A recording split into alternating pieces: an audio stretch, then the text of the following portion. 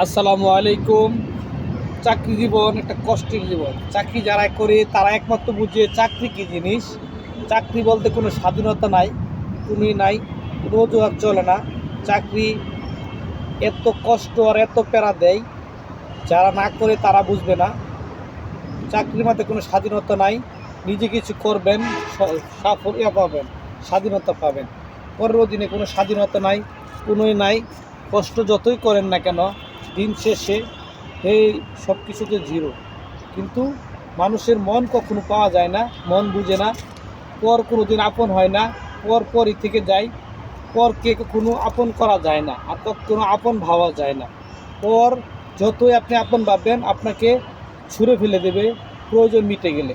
কখনো আপনাকে বোঝার চেষ্টা করবে না। তাদের তাদের মন মানসিকতা, তারা সবসময় নিজেকে নিজেরা নিয়ে ভাবে, অন্য কাউকে চিন্তা করে না। এর জন্য আপনি পরকে কোনো আপন ভাবার চেষ্টা করবেন না।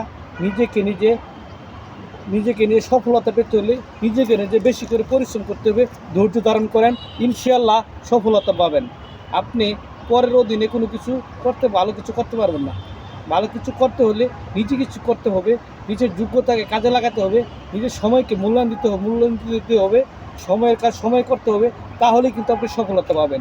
হতাশ হওয়ার কিছু নেই, ধৈর্য ধরে লেগে থাকেন, সব কিছুই সম্ভব। নিজের যোগ্যতাকে কাজে লাগিয়ে আপনি ভালো কিছু করার চেষ্টা করেন, ভালো কিছু করা সম্ভব। আসসালামু আলাইকুম ওয়া রাহমাতুল্লাহি ওয়া বারাকাতুহু।